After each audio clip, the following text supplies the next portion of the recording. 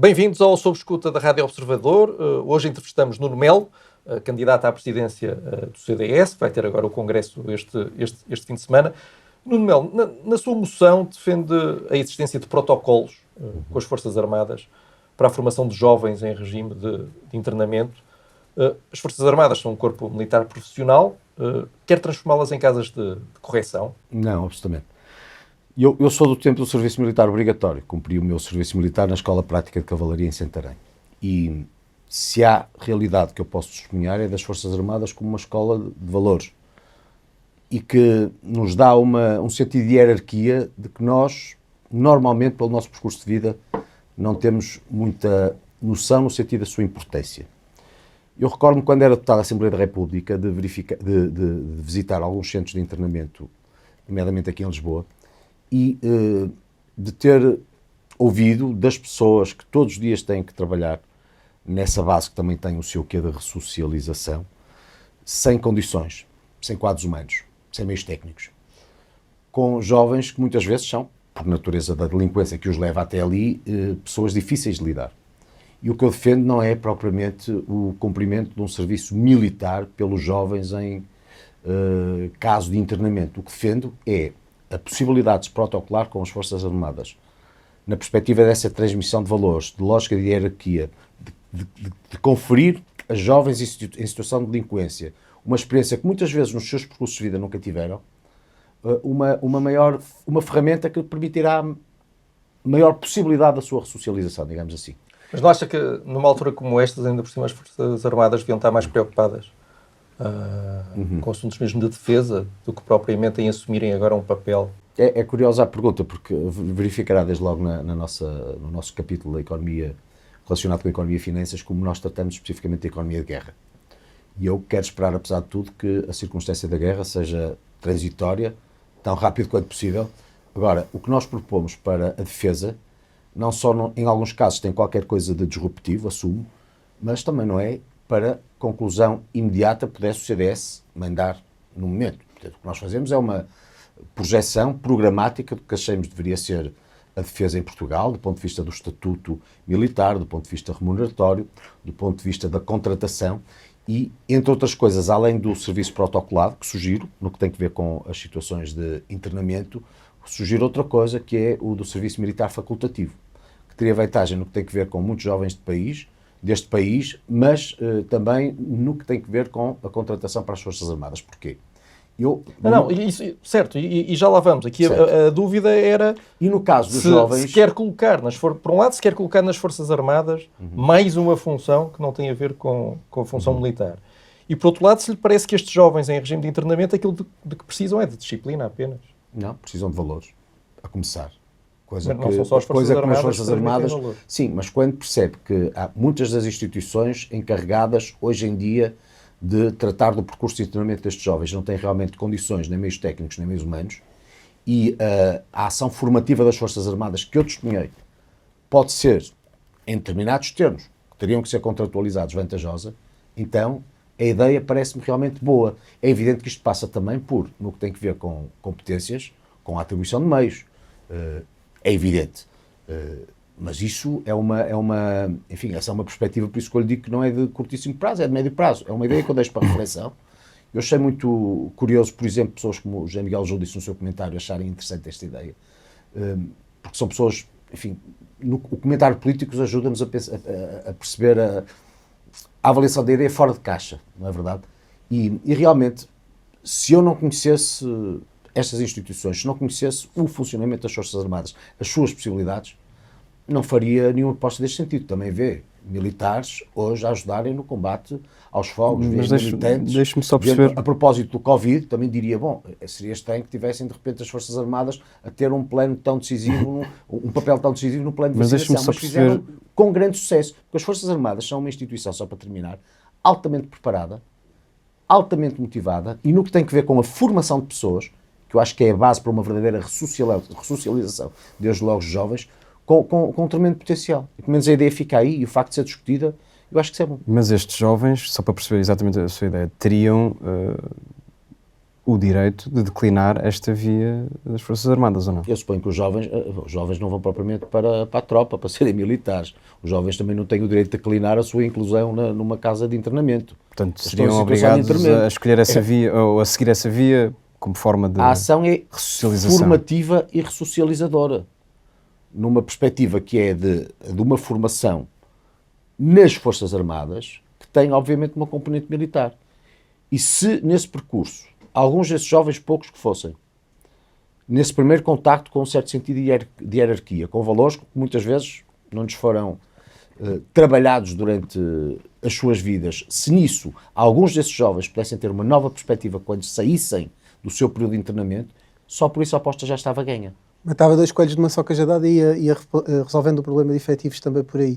Não necessariamente, porque o problema dos efetivos tinha que ver com digamos, o sistema normal de contratação para as Forças Armadas, mas com, eventualmente, a utilização de um serviço militar facultativo, que aí sim, jovens que não são delinquentes teriam a possibilidade, querendo ter uma experiência militar, de fazer o tempo equivalente ao período de recruta. Da recruta. E depois, já lá vamos para explicar melhor essa medida. Só antes de irmos lá, permita-me aqui, até podemos considerar assim uma pequena provocação, que é o atual presidente do CDS, ainda presidente do CDS, destacou várias vezes precisamente o aspecto definidor, como aspecto definidor da sua personalidade pessoal e política, até como elemento de argumento político, o facto de ter formação militar. Francisco Rodrigues dos Santos é, para si, um exemplo do sucesso dessa formação militar, em termos de valores. O Francisco Rodrigues dos Santos não teve propriamente uma formação militar, passou pelo colégio militar, que é uma coisa completamente diferente. Não é? Ele definia assim, não sei se tecnicamente é assim, mas ele definia assim. O serviço militar, digamos que o serviço militar, como eu o considero para este efeito, é outro estadio que não o de quem teve a oportunidade, felizmente, no colégio militar, ter uma aprendizagem normal, até do ponto de vista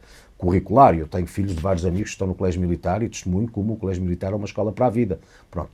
E, portanto, o que lhe digo é que valorizar a instituição militar é uma coisa boa, venha de quem venha. Eu não sou daqueles que demonizam a instituição militar, porque a instituição militar é realmente, ou pode ser uma escola de valores, entende? E pode ser aproveitada para muito mais do que aquilo que é chamada a fazer em tempos de paz. E eu, enfim, estou neste caso, refletir sobre as possibilidades através das Forças Armadas em tempo de paz, naturalmente. E, portanto, Francisco Rodrigues dos Santos é um exemplo de uma formação paramilitar ou semi-militar num processo de aprendizagem de sucesso e de alguém que tem os valores que preconiza. É o exemplo de alguém que estudou no colégio militar e está preparado para a vida, como é evidente. O facto de eu ser candidato à sua sucessão, o facto de eu ter sido, ou ser crítico de alguns aspectos da sua liderança, não significa que, como pessoa, não veja nele valores que resultam de um percurso, enfim, que no que tem a ver com a nossa formação enquanto pessoas também tem outras componentes. Enfim, nós não bebemos apenas da escola, bebemos da família, bebemos das nossas experiências com os nossos amigos, bebemos de uma multiplicidade de fatores que depois ajudam a formar a nossa personalidade. Agora, se está à espera que eu venha aqui dizer mal do Francisco Rodrigues dos Santos, mas ainda a propósito da sua passagem pelo Colégio Militar, eu não vou fazer, como é evidente. Eu acho muito bem que Francisco Rodrigues dos Santos tem orgulho da sua passagem pelo Colégio Militar, como eu tenho muito orgulho da minha passagem pelo Instituto Nuno Alves ou Colégio das Caldinhas, enfim, uma instituição dos jesuítas, equivalente ao São João de Brito, alguns mais a norte. Isso é bom e é normal. Quando os locais por onde nós passamos nos marcam, e nos marcam positivamente, isso significa que tiveram algum papel positivo no nosso percurso de vida. Não, ele utilizou, aliás, essa formação militar como exemplo de que não tinha medo de si e por isso é que o aspecto era tão relevante. Mas íamos avançar para o serviço. Também não medo Recorda-se disso, não é? Recorda-se disso. Defende a criação do serviço militar facultativo, já falou aqui várias vezes, nós é que não o deixámos falar, agora vai poder falar. Isto duraria quanto tempo? O tempo da recruta, já disse, mas quem é que pagaria e se não seria um desperdício de recursos? Já que a formação militar custa dinheiro e ia estar a ser aplicada a pessoas que depois iam seguir outros percursos, não é um desperdício? Sabe quanto é que isto custaria? Desperdício não é, porque reparará que nós defendemos um aumento da dotação financeira das Forças Armadas para 2%. E é evidente que isto também não podia ser feito de um dia para o outro. Quando estou a dizer nas linhas programáticas que apresentamos, não é que isto é para amanhã. Bom, mas tudo o que seja de vantagem no processo formativo da pessoa é bom. E, portanto, não é um desperdício. Se nós conseguirmos formar melhores cidadãos, isso é bom para um país inteiro. E eu insisto, as Forças Armadas são uma escola de valores com um sentido de hierarquia que realmente pode ser de grande vantagem no processo formativo, como pessoa, desde logo, daqueles que são jovens, numa fase pós-universitária ou pré-universitária. Bom, dito isto, é facultativo. Sendo facultativo, eu testemunho, como certamente muitas das pessoas que aqui estão, que há várias pessoas que hoje em dia, sendo jovens, gostariam de ter uma experiência militar, uma formação militar, mas não têm nenhuma possibilidade. E, portanto, eu não defendo o serviço militar obrigatório, defendo o serviço militar facultativo. E depois reflito também sobre a circunstância de, neste momento, o recrutamento para as Forças Armadas ser largamente deficitário. Há uma dificuldade de recrutamento. E, por isso, muitas destas pessoas, muitos destes jovens, nesse primeiro contacto com a vida militar, poderiam sentir-se compelidos a estabelecer um contrato futuro com as Forças Armadas. Portanto, teria daqui várias vantagens, sendo que eu não reduziria os inconvenientes ou não reduziria o programa apenas à circunstância do custo. Porque, enfim, rapidamente, serviço militar obrigatório em alguma circunstância, se piorasse o contexto geopolítico? Se estivéssemos numa guerra, naturalmente, parece-me óbvio, não é? Se Portugal estiver envolvido, se tivéssemos que defender a pátria em caso de invasão externa, parece-me que seria uma obrigação de todos. Eu seria dos que estaria lá certamente, não é? Mas só aí? Sim, por hora sim, porque não estou a ver que o serviço militar obrigatório, porque todo o sistema foi alterado. Foi alterado no sentido de uma profissionalização, que valoriza muito o papel das Forças Armadas, desde logo no âmbito da NATO, que se percebe agora de grande importância, nomeadamente a propósito do que está a suceder na Ucrânia, com a invasão russa e com as ameaças que a propósito dessa invasão existem, e, portanto, enfim, o sistema está bem pensado para os novos tempos. Não invalida que não possa ser repensado conjunturalmente em relação a aspectos que têm a ver com o país e com uma melhor utilização das Forças Armadas para coisas de que são altamente capazes. E volto a insistir, a componente formativa das Forças Armadas, como escola de valores, é uma coisa realmente extraordinária. É um ativo com que este país conta. Falou aí da guerra da Ucrânia e que tem levado a um grande fluxo migratório, enfim, de refugiados. Chegou a dizer numa entrevista, quando estávamos na anterior crise migratória, que também tinha conflitos no Norte da África e no Médio Oriente como grande motivo desse êxodo. Disse o seguinte: precisamos de pessoas, mas não de quaisquer pessoas. Têm a obrigação de respeitar as nossas leis, tradições e cultura. Isto tem que ser contextualizado, naturalmente. Claro. O que lhe pergunto é, os refugiados de guerra ucranianos encaixam melhor nos valores europeus do que os refugiados das vagas que vieram nos últimos anos decorrentes das guerras da Síria, da Líbia, etc.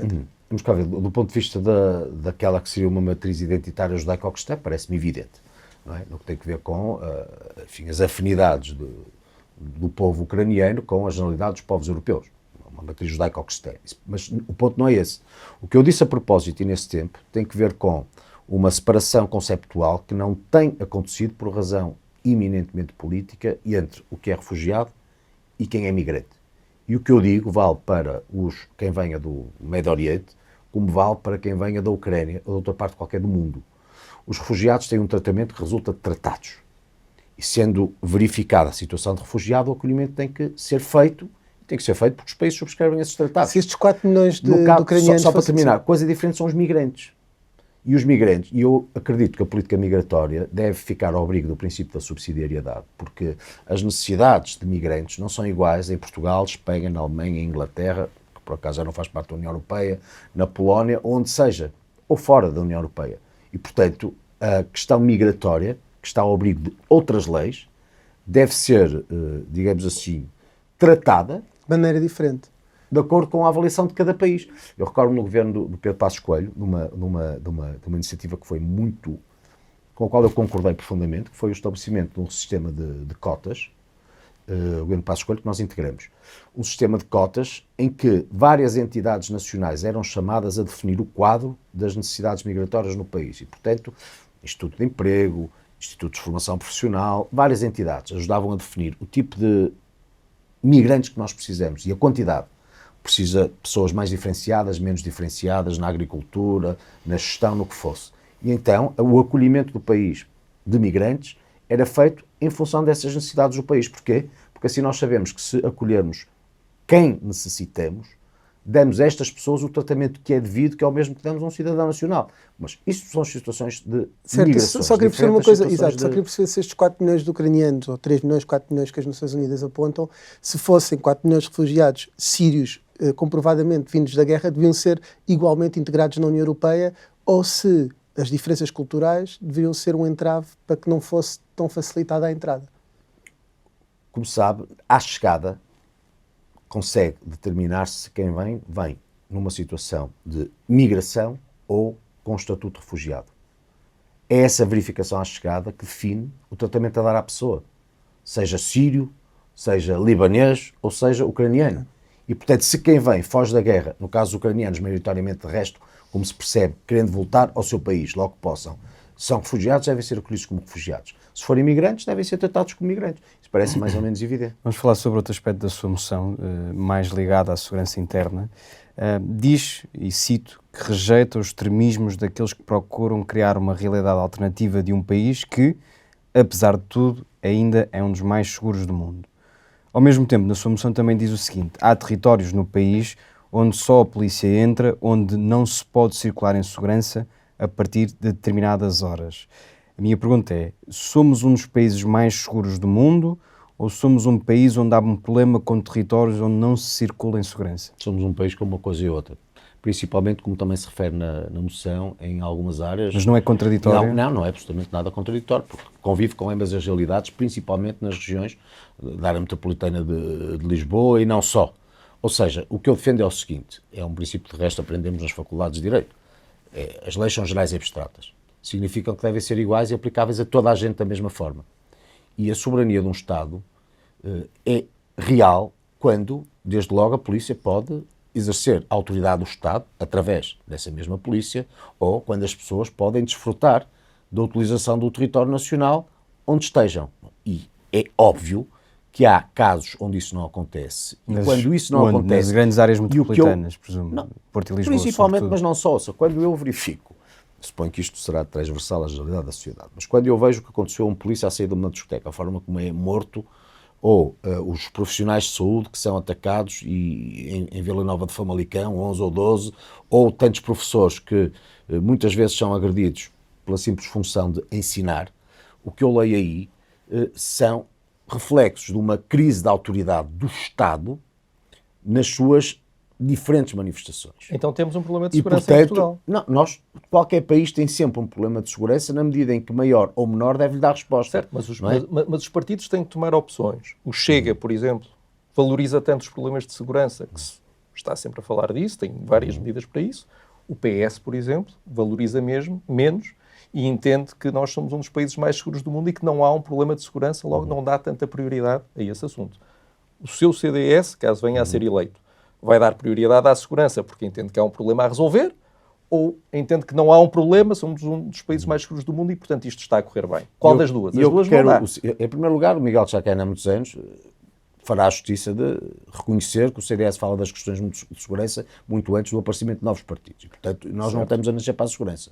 Uma das coisas que eu digo na moção é que o CDS tem que resgatar temas que sempre foram tratados por si, como ideias que eram identitárias e que, se não forem nítidas no que tem a ver com um partido, com as nossas características, depois são tratadas apenas por outros e muitos dos eleitores não veem no CDS a sua utilidade, porque não dá ao CDS, nesse caso, respostas concretas para problemas concretos e a segurança é um problema. A questão é que na sua moção parece demarcar-se de um certo partido, que é o Chega, não estando nomeado, mas ao mesmo tempo... Na minha moção digo outra coisa. Assume que é um problema na minha moção digo também outra coisa, é que eu não vou passar, se for presidente do CDS, o tempo a comentar a iniciativa liberal do Chega.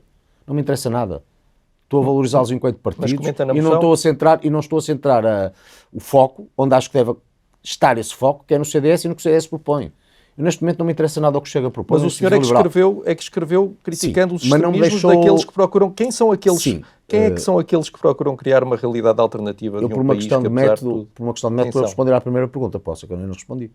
Só para não saltarmos de pergunta. Não respondi. Esta é muito rápida. Esta então é rapidíssima. Não, mas eu quero responder à primeira. Lento ou rápida, não posso ficar com elas pelo caminho, senão quem ouvir a entrevista vai dizer, olha, aquele fugiu à pergunta. Eu não quero fugir às perguntas. O que eu lhe digo é que quero tratar as questões da segurança com senso. E o que é que me diz o senso? O senso diz-me que há casos em Portugal onde, de facto, a lei não é aplicável de forma geral e abstrata, ou seja, casos onde a polícia não pode entrar, casos onde as agressões gratuitas se manifestam com maior frequência, digamos assim, são casos que justificam uma intervenção decisiva do Estado, nomeadamente através das forças de segurança, mas também da ação eficaz dos tribunais, para que de forma dissuasora, mas também ressocializadora, o caminho seja melhor no futuro. Ponto. Depois, não significa isto uma constatação que é estatística, para responder também assim, de que Portugal, comparativamente com outros países, é um país com índices de criminalidade mais baixos. Uma coisa não invalida a outra. E, portanto, nós devemos, a esse propósito, saudar o facto, até numa perspectiva que eu acho que na política é importante. O facto de ser um partido de oposição não significa que tenha que estar sempre a criticar tudo, mesmo quando, casuisticamente, posso ver bons resultados. E o facto de eu ver que Portugal é um país onde a criminalidade não tem índices verificáveis noutros países, o facto até de perceber que muitos migrantes, desde logo, optam por Portugal porque têm essa percepção, isso é uma coisa boa, mas isso não invalida o resto. E devemos fazer tudo para que uma escalada no outro sentido não aconteça e principalmente para onde isso não se verifica, e há casos onde isso não se verifica, seja perceptível uma ação do Estado, porque a não verificação nítida da ação do Estado permite também o surgimento de outros fenómenos que tratam a realidade ou que tratam essa casuística pela pura especulação, basicamente exacerbando o lado mais negativo da natureza humana, e eu prefiro... E aí está a falar do Chega, já pode responder à pergunta. Estou a falar de outros, não importa quem, não lhe quero falar nem do Chega, da Iniciativa Liberal, estou a falar de outros. Mas o senhor é que escreveu isto, que permitem, claro que escrevi, eu sei exatamente o que escrevi. Então isto estava a referir-se a quem? Não quer responder? Não se trata de querer responder, nem deixar de querer responder. Se não quiser responder, não tem problema, era só para... Não, ouça, o facto é que há partidos, outros, e eu estou-lhe a dizer que se eu tenho uma estratégia que para mim é muito nítida, que é de não passar a vida a falar dos outros partidos, o facto de eu verificar hoje que há outros partidos que conseguem votos a exacerbar aspectos que são de reação ou reativos da natureza humana, sejam o Chega, sejam outros, é uma constatação de facto, mas não invalida que eu queira basicamente focar a atenção naquilo que são as propostas do CDS. É tão simples quanto... Não quer dizer os nomes. Okay. Não tenho que dizer nada, não tenho que dizer o quê. E por falar em foco, mantendo ainda esta questão da segurança, diz que o nosso modelo de execução de penas está excessivamente centrado na ressocialização e quer repensar, cito, as saídas precárias e a liberdade condicional. O que é que quer mudar exatamente nestas duas questões? Posso complementar a frase porque também quero aí focar exatamente no mesmo parágrafo, o tempo que medeia entre o cumprimento do crime, o julgamento e a execução de penas. Digo várias coisas, eu sei exatamente o que escrevi, mas o que lhe digo é que realmente um dos maiores problemas quando trata das questões da segurança está na ligação necessária à componente da justiça. E ter quem todos os dias tem que garantir a nossa segurança. Conviver com decisões muitas vezes incompreendidas do ponto de vista da sociedade, da justiça, dificulta a tarefa que é a prazo, aquela que, no que tem que ver com a sociedade, mostra que o Estado é diferenciador, que o Estado pode ter aí um papel. Estou-lhe a referir à circunstância do cometimento de crimes que, aos olhos do um tribunal, isto também se aprende nas faculdades de Direito, como bem sabem, deve refletir o sentimento geral de uma sociedade. Um tribunal não pode ter decisões que sejam lidas como anormais ou absurdas pela sociedade. Deve ser um padrão. E aqui está a falar de crimes violentos. Estou-lhe a dizer, principalmente em relação aos crimes violentos, quer dizer, saber que há, em casos de crimes violentos, muitos, ações de forças policiais que são duras, que são difíceis, com pessoas que são presentes a tribunal e, invariavelmente, não se lhes é aplicada a prisão preventiva, ou então, crimes que são cometidos e entre o cometimento do crime pela morosidade do julgamento e a execução de pena passam anos. Quer dizer, tudo isso não vem a crédito nem da política de justiça, menos da política de segurança. E mas aqui não é exatamente isso, não é? Só para terminar, quando tem forças de segurança altamente desmotivadas, muitas vezes, por razões salariais, por razões de dificuldade no terreno, por essa incompreensão judicial sobre a sua própria ação, depois dizem não vale a pena, nós vamos atrás deles, nós temos as pessoas e no fim estão cá fora a cometer crimes. E muitas vezes nós é que somos a parte maltratada do sistema. Então realmente temos que refletir sobre isso. Mas já tem uma proposta concreta para a diminuição do número de saídas precárias ou uma mudança para apertar mais as condições para uma liberdade condicional? Ou... verificará que isso é uma moção de estratégia global. Não. Portanto, está a apresentar as grandes linhas programáticas. Eu acho muito curioso, quando fui entrevistado pelo seu colega do Público, achavam que isso era quase um programa de governo. E agora o que me está a pedir é quase uma densificação que só falta ter aí os projetos de lei. Quer dizer, não dá. O que eu lhe digo é o seguinte, podia ter uma está aí ideia a teoria geral. sobre isso. Está aí a teoria geral. Por exemplo, diminuir o tempo que medeia a cometimento do crime a administração da justiça e a aplicação das penas. Está aí. Obviamente que isso depois tem que ser identificado pela via legislativa. Dizer que no que tem que ver com a aplicação da prisão preventiva. Obviamente que isso tem que ser identificado pela via legislativa. Isso é óbvio. Mas o que aí está, do ponto de vista programático, eu suponho que não deixa dúvida em relação a quem seja. Isso também não. Certo. Tenho certeza. Em relação à saúde, na sua moção, diz que quer rever as carreiras dos profissionais de saúde e o sistema remuneratório. Portanto, o que está em causa aqui é aumentar salários de médicos e de O que enfermeiros. está em causa aqui é uma coisa muito mais importante que eu gostava que também pudesse ficar sublinhada nesta nossa conversa. Se há um problema que eu identifico no CDS, é o de, num partido que nos seus melhores momentos foi sempre um partido de quadros, que a população identificava com cada área setorial. Se pensar nos anos 80 e 90, quando falava de agricultura, tinha um professor Rosado Fernandes a falar de agricultura, que tinha sido presidente da CAP, uma confederação que significa perto de 200 mil agricultores. Quando falava do mundo da saúde, tinha a Maria José Nogueira Pinto. Quando falava do mundo do direito, tinha o António Lopes Xavier. Quando falava de política pura, tinha o Paulo Portas. Enfim, quando falava do mundo da banca, tinha o Dr. Ferraz da Costa, por aí fora. Muito disso perdeu-se no percurso. Ou seja, se for na rua, hoje, ao contrário do que sucedia num passado mais ou menos recente, e aqui não estou a fazer avaliações críticas em relação à liderança de quem seja, estou a fazer uma constatação de facto. Se hoje na rua perguntar às pessoas sobre 3 ideias muito nítidas, ou 4 ideias sobre o CDS, dificilmente encontrará em todas elas essas ideias nítidas, porque não é tão perceptível. E não encontra os protagonistas. O que é que eu quis com esta moção, no que tem a ver com a saúde, mas não só. Mas na saúde, Eu quero uma das ideias já vamos à será saúde, contratar mais profissionais e aumentar... Vamos à saúde, porque isto é muito relevante o que eu lhe quero dizer. Portanto, o que é que me pareceu muito relevante? Aproveitar o contributo de pessoas independentes, que estão na sociedade civil, lidam todos os dias com cada área setorial e com os melhores do CDS. Isso valeu para a saúde, para a justiça, para a segurança, para a agricultura, como para as novas agendas da economia verde, da economia digital. O que está refletido na moção, em cada área, é o resultado do contributo de pessoas que todos os dias têm que lidar com o fenómeno. Se olhar para a área da saúde, por exemplo, a coordenar a área da saúde, na moção, obviamente com a minha concordância e também com a minha intervenção, está o João Varandas Fernandes, que gera um dos maiores hospitais deste país, como está a Isabel Galriça Neto, que é talvez a maior referência nos cuidados paliativos em Portugal. Mas estão também pessoas, isto para falar do partido, mas estão pessoas que vieram da sociedade civil, que disseram, o CDS neste momento não está representado na Assembleia da República, conto comigo. Tem o professor Queiroz e Melo, por exemplo, que é uma das pessoas, enfim, eu diria uma das maiores referências da cirurgia em Portugal, fez o primeiro transplante cardíaco em Portugal. Ou seja, o que aí está... Só queríamos saber o que aí está, se um dos seus objetivos na saúde é contratar mais médicos e aumentar os salários de médicos e enfermeiros. Era só essa a pergunta. Não, mas é que para mim isso é muito mais relevante do que essa resposta. São os nomes. Sintética, não são os nomes. É a realidade que justifica as propostas. Estas propostas, a começar, e é bom que as pessoas saibam, não são propostas que saem da minha criação apenas, no sentido de tentar ganhar um congresso de forma estapafúrdia, sem desde logo contextualizar custos. São propostas de quem todos os dias é obrigado a resolver problemas. Todos os dias sabe o que está mal na saúde. E todos os dias percebe o que tem que ser feito. Aliás, isto fala da saúde como vale para o resto.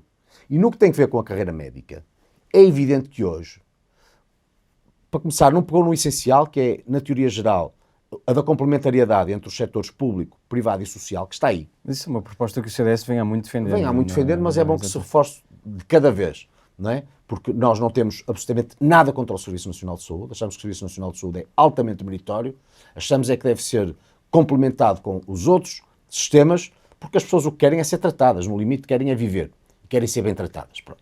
E, portanto, depois de reforçar essa complementariedade, tem que passar para a constatação de que no Serviço Nacional de Saúde, nomeadamente, certamente conhece muitos médicos, como eu próprio, aliás eu vivo rodeado de médicos, a carreira hoje em dia, apesar do extraordinário contributo dos médicos, dos enfermeiros, dos técnicos de saúde, está longe de ser gratificante para esses profissionais de saúde. Esses profissionais de saúde são mal remunerados, esses profissionais de saúde trabalham muitas horas, esses profissionais de saúde são poucos em número, e esses profissionais de saúde, muitas vezes, estando disponíveis, são forçados a emigrar. E o Estado Portanto, sim, deve... Portanto, contratar sim, mais obviamente, médicos, aumentar sim, médicos e enfermeiros. Está fixado nessa resposta, porque deve encaixar naquilo Não, que acha. eu só estou fixado na pergunta.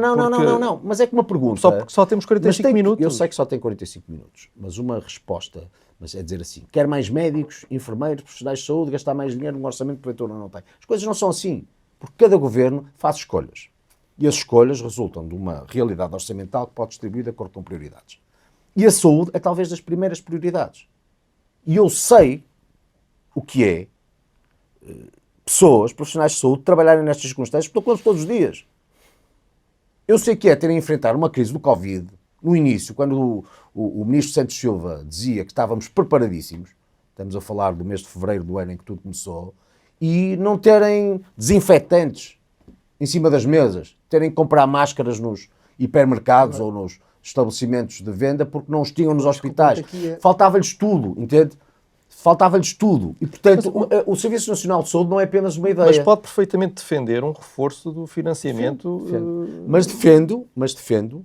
Só não percebo porque é que isso o incomoda, porque é que o está a incomodar tanto. Não Só não estou a perceber isso. Incomodar. Claro que depois terá que cortar em algum lado, claro. É óbvio. E seguramente Meu que terá Miguel, os cortes para fazer. Meu Miguel, não me está a incomodar nada.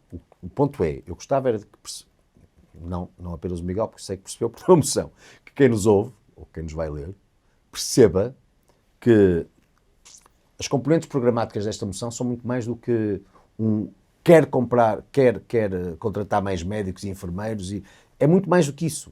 É uma constatação de um sistema de saúde que, sendo complementar, precisa de muito mais. E precisa também, obviamente, de mais médicos, técnicos de saúde, enfermeiros, e principalmente pessoas muito mais motivadas, sabe? Porque não tudo de si estão profundamente desmotivadas. Mais ainda, quando, como comparativo, só tem uma certa propaganda do Ministério que vende as maravilhas de um serviço, que vive do sacrifício dos profissionais, sem que os recompense ou reconheça pelo talento e pelo esforço. Na questão da saúde estamos mais ou menos entendidos. Eu acho que queríamos saber é 2% na defesa, reforço orçamental grande na saúde para corresponder a todas estas ambições, onde é que iria cortar nesse aspecto para conseguir equilibrar esse orçamento, mas creio que o que diz é que este documento é preparatório, mais programático, e ainda não tem esse tipo de contas feitas. Não estou a entender. Em muitos casos tem, por exemplo, se ler o nosso capítulo sobre economia e finanças, lá está, vi o contributo do Paulo Núncio, que foi secretário-geral dos Assuntos Fiscais,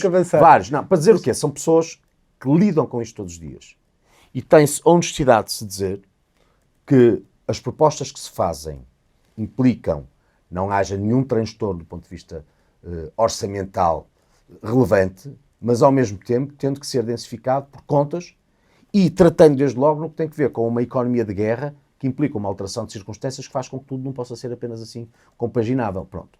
E parece-me óbvio que é tudo uma questão de prioridades. É tudo uma questão de prioridades. Olha, é como o PRR, por exemplo. Nós, uma das coisas que teremos é uma comissão de acompanhamento da execução do PRR. Com pessoas assim.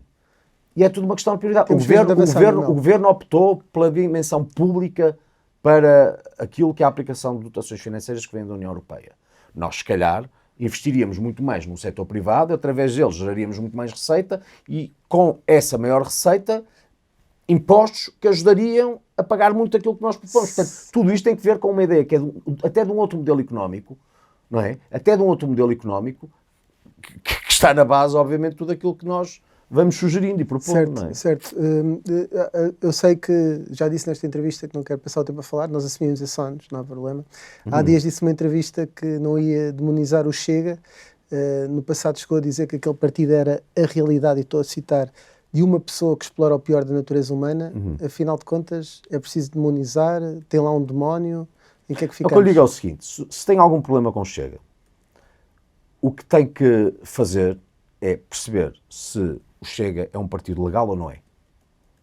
O que eu não aceito é as tais linhas vermelhas em relação ao Chega, mas depois negarem-se a tratar o equivalente num Partido Comunista Português que não se opõe desde logo à invasão do Chega. Desde logo que não se opõe à invasão da Ucrânia. O meu ponto é, nós temos um regime jurídico-constitucional, digamos assim, não é? E está estabelecido como é que pode ter um partido político, em que circunstâncias pode ter um partido político. Isto vale para a CDU, aliás, vale para o PCP, como vale para o Chega, como vale para o CDS, como vale para qualquer outro. Se muito do que se lê, do ponto de vista da existência como partido em relação ao Chega, como em relação à CDU, ou em relação a qualquer outro partido, é de censura pela sua realidade conceptual, que é contrária ao que seja na Constituição e na lei, bom, então devemos ter instituições que hajam no sentido de dizerem se o partido pode existir ou não pode existir. A partir do momento em que chega à conclusão que pode existir, vai a votos, elege deputados à Assembleia da República, eu pergunto-lhe porque é que há de estar a tratar da proibição da eleição de um vice-presidente do Chega, mas no entanto não tem nenhum problema com a eleição. O seu CDS votaria a favor desse vice-presidente? O meu problema, eu sou claríssimo em relação a isso. Se o meu CDS tivesse que votar contra, para começar, há consensos parlamentares que se geram. Ponto. Mas a questão não está no votar. Eu ponho as coisas nestes termos.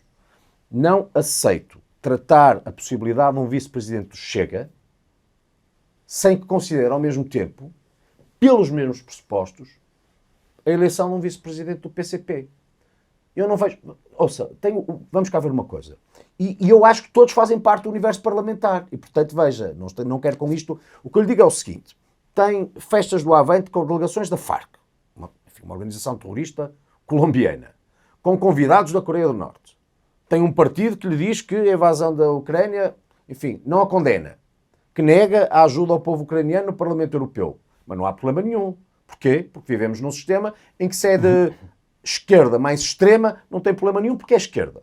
E depois, se as coisas passam à direita, demoniza-se, estabelecendo-se linhas vermelhas que não se dá em relação aos outros. O que eu lhe digo, só para terminar, quando insisto, não quero passar a vida a falar dos outros, é porque eu sei que quando estamos com esta conversa, o que eu estou a fazer é valorizar os PCP e estou a valorizar o Chega. E eu quero é falar do CDS. Está a compreender? E, portanto, se alguém tem algum problema com o Chega ou com o PCP, dependendo do firmamento político ou ideológico, então que haja no plano institucional. Porque há instituições em Portugal que, suponho eu... Estando viabilizado pelo Tribunal Constitucional. Do meu ponto de vista, eu quero... O CDS viabilizaria o vice-presidente apresentado pelo Chega. Qual foi a dúvida em relação ao que eu respondi? Não, o que disse é que é igual. É o título para dizer o CDS viabilizava um vice-presidente do Chega? Eu já lhe disse. Eu não aceito tratar o Chega de forma diferente do PCP, se o que quer relevar, porque é isso que quer relevar, é o extremismo, sendo que encontra extremismo num caso e noutro e só está a valorizar o do Chega. E eu pergunto-lhe porque é que não valoriza o extremismo na CDU? Eu pergunto, para si o facto de não condenarem a invasão da Ucrânia não é criticável? Deixa-me só... O facto de se achar que as Farc colombianas são uma organização fazer simpática uma pergunta... não faz confusão? Acha que a Coreia do Norte é uma democracia? Certo. E, portanto, se a questão é de extremismo, porque o que me quer dizer é que o Chega é extremista, que o Chega está fora do sistema e, portanto, não deve ter um vice-presidente, o que eu lhe digo é, eu estou disponível para ter essa conversa consigo, se pensar a mesma coisa em relação à extrema-esquerda, mas, volto a insistir, o que eu quero é falar do CDS. Certo, mas não acha aqui um equívoco. Porque eu não quero... Não acha aqui um equívoco. Não estamos a fazer nenhum juízo de quem é que é extremo, nem sequer fazer uma análise ideológica. Vários partidos preparam-se para daqui a 2 dias inviabilizar um vice-presidente do Chega. Se estivesse, a bancada parlamentar do CDS existisse, ou houvesse deputados do CDS, o seu CDS e o seu princípio seria viabilizar esse vice-presidente, fosse do Chega, porque não está legalizado. O meu para princípio seria muito simples. Se, na base dessa discussão, do ponto de vista dialético, estivesse a condenação de potenciais extremismos e estabelecessem linhas vermelhas para o Chega, equivalentes a linhas vermelhas para a CDU, era uma conversa. Se me disserem assim, é só para o Chega, eu não aceitaria. É simples, sabe? Porque se o Chega está no Parlamento e eu não quero, realmente está-me a levar para um lado que eu não nego porque não posso deixar de responder. Mas isto, devo dizer que em relação ao futuro não vai acontecer. Eu quero falar do CDS. Mas agora, se o problema é só linhas vermelhas com o Chega, então... Se o Chega está no Parlamento porque foi a votos, porque elegeu deputados. Logo, o problema não é com o Chega, então, é com o povo português. Que vota, que elege esses deputados. Só que sabe o que é que eu vou lhe dizer? Eu não gosto de Chega. Não tenho particular simpatia pela Iniciativa Liberal. Gosto muito do CDS. Só que, na minha avaliação, uma coisa são os partidos. Outra coisa são os eleitores. Eu não vou demonizar os partidos, sabendo que, na sua base, estão eleitores que o CDS também tem que ser capaz de seduzir. O que me interessa é que quem votou agora em 2022, mês de janeiro, e elegeu os deputados que elegeu nesses 2 partidos, o que me interessa é poder dizer a esses eleitores, olhem para o CDS, e não olhem para o CDS só porque está a falar desses partidos. Olhem para as propostas do CDS, seduzi-los e ajudem-nos a ter os deputados que fazem falta na Assembleia da República, muito mais do que ter-nos a falar todos os dias dos outros partidos, porque isso não me interessa nada. O CDS fala como partido muito mais do que aquilo que tem que ver com os outros. É só isto. Precisamente por reconhecer que, no fundo, quem decide são os eleitores, a minha pergunta é a seguinte. se o CDS, consigo na liderança, for um dia confrontado com a necessidade de decidir se faz parte de um governo com o Chega ou não, o que fará? Isto porque é uma pergunta que é feita insistentemente quer ao líder do PST, quer ao líder do CDS e que se vai colocar certamente no futuro se for líder do CDS. Fará parte de um governo com o Chega? Eu digo que, em primeiro lugar, o CDS vai ter que ter um bom resultado em eleições europeias, que vão ser uma prova de vida, vai ter que eleger deputados para a Assembleia da República e depois fará em concreto as análises que tiver que fazer sobre quaisquer situações de governação ou outras e que por isso não faz nenhum sentido estar sequer aqui a especular sobre elas. Eu não me interessa nada se o Chega vai para o governo ou não vai para o governo. O que me interessa a mim é que o CDS tenha votos, tenha um bom grupo parlamentar, porque é um património da democracia portuguesa e valha por si muito mais do que aquilo que tem que passar a vida a falar dos outros. Claro. Já reparou o tempo que levamos aqui a falar precisamente, e vamos falar do Congresso do CDS que vai acontecer este fim de semana. Se quiser falar do Chega, convida o André Ventura, faz as perguntas todas e nós ficamos aqui amigos corretos, não tem problema nenhum. Eu quero falar do Congresso que se aproxima. Já convidou Paulo Portas para o Congresso e a Associação Cristas, deu-lhes uma palavra, faz questão que eles apareçam. Eu gostava muito que todos os ex-líderes do CDS pudessem estar presentes no Congresso. Falo muitas vezes com o Paulo Portas, como falo muitas vezes com o Manuel Monteiro. E outros, e com a Assunção Cristas, naturalmente, e o meu desejo era que pudessem estar no Congresso. Agora, os convites para o Congresso não me compete a mim fazê-los, porque eu sou apenas um candidato. Mas esperava que nesta altura tão difícil da vida do partido, quer Paulo Portas, quer Assunção Cristas, quer até Manuel Monteiro, fizesse uma declaração pública de apoio à sua candidatura? Não, sabe, eu tenho uma... A minha candidatura, que não é só minha, é de muitos, é uma candidatura que parte de uma constatação de facto. O CDS tem tido o pior resultado da sua história, tem uma oportunidade para ser devolvido ao regime que ajudou a fundar e há pessoas que podem estar em melhores ou piores condições para serem líderes. Eu nunca quis ser líder no passado, nunca tive essa vontade. Mas no presente, eu olhando para as minhas circunstâncias, a minha emoção começa com uma frase do Ortega y Gasset, na verdade parte dela eu sou as minhas circunstâncias. E olhando para as minhas circunstâncias percebo que eu tenho hoje ferramentas que na liderança do partido outros porventura... Mas não respondeu à pergunta. E portanto, essa é a razão pela qual eu sou candidato. Isso não depende de quem vai ao Congresso ou deixa de ir ao Congresso. A pergunta era se gostava. O que lhe digo é que gostava muito de ter lá o Dr. Manuel Monteiro, gostava muito de poder ter lá o Dr. Paulo Portas, gostava muito de poder ter lá a Dra. Assunção Cristas, até o José Ribeiro e Castro, com quem sabe tive muitos distanciamentos do ponto de vista político e partidário ao longo dos anos. Eu acho que ter os presidentes dos partidos nos congressos é uma coisa boa. Os apoios são atos individuais. Vai-me perguntar assim, se eu gostava que me apoiassem? Claro que gostava que me apoiassem. Agora, se me perguntar, mas é decisivo que lhe apoiem? Não, não é. E um dos seus pontos, precisamente, é unir o partido. Enfim, presumindo que nesse esforço de união se inclua a anterior liderança, o que faria sentido, consegue dizer-nos, assim, uma coisa que Francisco Rodrigues dos Santos tenha feito bem enquanto líder do CDS? Enfim, eu conseguiria dizer talvez várias coisas que o Francisco tenha feito bem. O que me interessa é falar do futuro, não me interessa falar do passado. Isso vale para o bem como vale para o mal. Quer dizer, as coisas seria talvez um esforço para tentar unir as pessoas. As coisas são tão simples quanto isso. Prefiro dizer-lhe outra coisa. É que este meu esforço de unir é um esforço de união sem exclusão. Eu quero poder juntar alguns dos melhores que estão, desde o velho ciclo do portismo, passando pela atual liderança. Certo, estamos mesmo perto do fim. Eu só queria uma coisa, mas podemos, se não vai dizer, podemos seguir em frente. E portanto, enfim, em relação a isso, não vejo que haja grande dúvida. Muito bem, na moção coordenada por Miguel Barbosa, é referido que está no lote daqueles que de forma permanente, profissional e em regime de dedicação exclusiva, criaram um clima de instabilidade. Também em entrevista ao Observador, Miguel Barbosa acusou-o mais diretamente de ser quase um profissional na divisão do partido.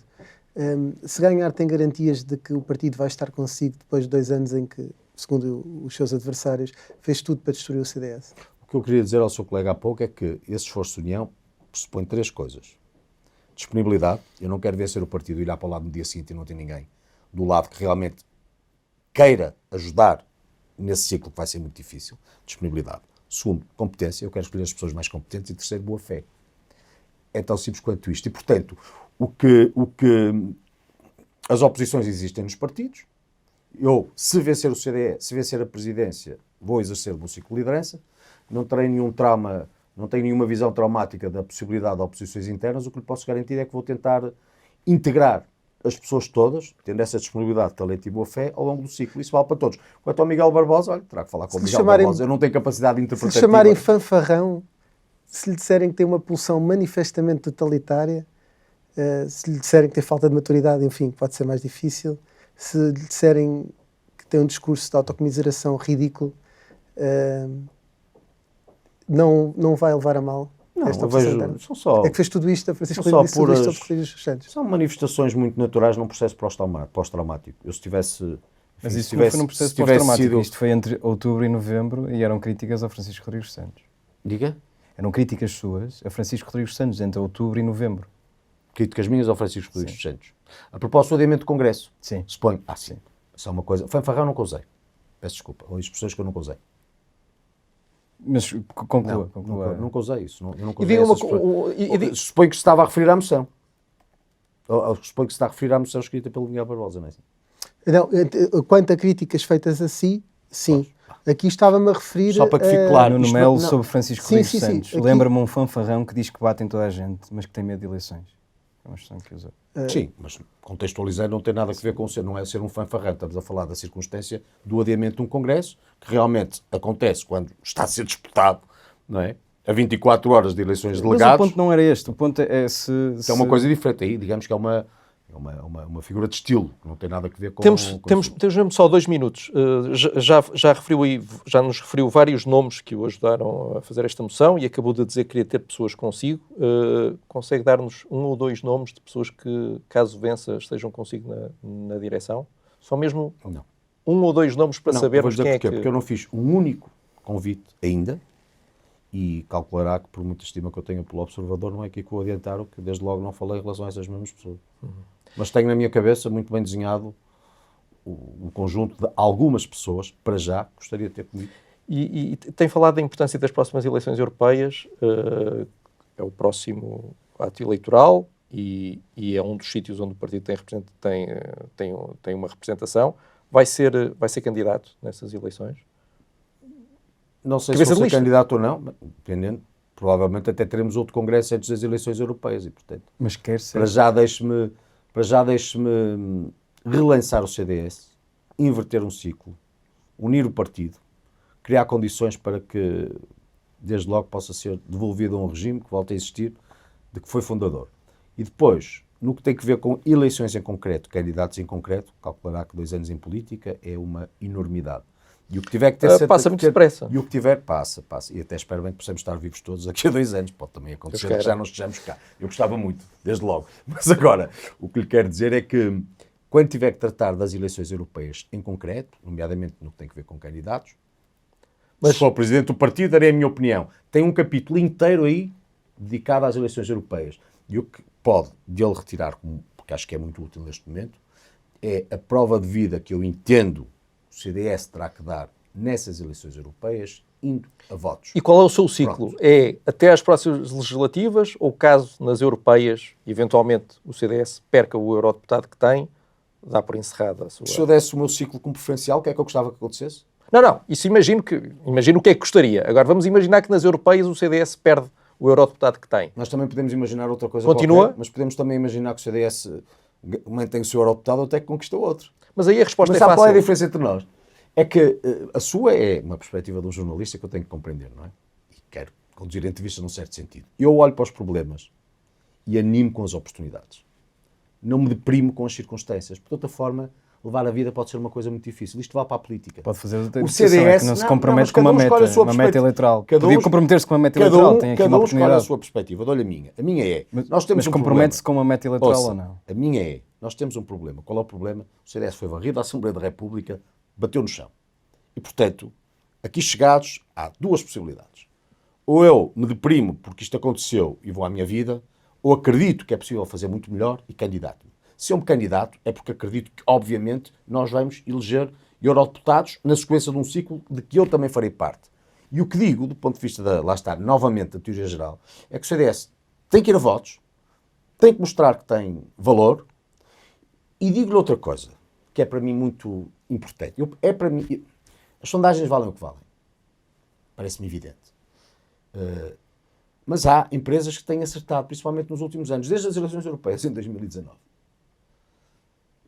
Uma sondagem da Pitagórica, feita 15 dias depois das eleições legislativas.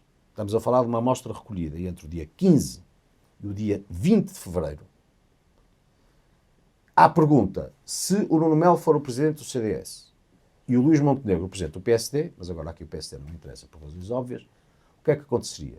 E o que aconteceria é que o CDS teria, com distribuição de indecisos, 15 dias depois, comigo a presidente, um resultado, uma amostra de 600 pessoas, um resultado de 5,3%. Ficava à frente do Chega, ficava à frente da CDU, ficava à frente do Bloco de Esquerda, ficava à frente do PAN, ficava à frente do LIVRE. 15 dias depois. Ora, quando o partido só desapareceu por causa de Francisco Rodrigues dos Santos. Quando quadriplica os votos num tempo de 15 dias, significa que o eleitorado lhe reconhece alguma coisa. É evidente que isso para mim é bom. É evidente que isso para mim é bom. Há lá outros quadros. E noutros quadros o resultado do CDS com outros candidatos era de 1,4%. Essa sondagem foi paga de 1,4%. Portanto, entre 1,4% com outros candidatos ou 5,3% comigo, é evidente que eu me animo com isto. Sabe porquê? Porque quem responde são pessoas que votam. Isso significa que 15 dias depois, uma liderança pode contar para alguma coisa. Portanto, foi por causa de Francisco Rodrigues dos Santos que houve aquele resultado. É o que se conclui. Eu suponho que a resposta que tem é óbvia. É evidente que se um resultado é o que é de um ciclo de uma liderança, essa liderança há de ter que ver alguma coisa com isso. Agora, o que me importa é realmente falar do futuro. Certo. E o que lhe digo é que, eu não digo mais do que se foi por causa de... O que lhe digo é que comigo, numa constatação que é de facto, de um estudo que é de opinião, com uma base que é científica, se 15 dias depois das eleições eu fosse presidente do CDS, o resultado garantia-lhe um grupo parlamentar maior do que o que perdemos, garantia-lhe que tínhamos com o mesmo resultado o eurodeputado, estávamos a caminho de conquistar o segundo, e garantia-lhe principalmente que ficava à frente dos nossos principais adversários. Ainda não da iniciativa liberal, mas se Deus quiser lá chegará o dia. O que conta é os votos e vamos ter muitos votos para contar no futuro. Mas a imprensa que publica tantas sondagens, certamente que as sondagens também contam Nuno, qualquer coisinha, senão o observador não queria saber delas e não as publicava, muito menos as pagava. Mas vamos lembrar esse seu amor às sondagens na próxima campanha eleitoral. Nuno Melo, muito obrigado por ter vindo ao Sob Escuta da Rádio Observador. Até breve.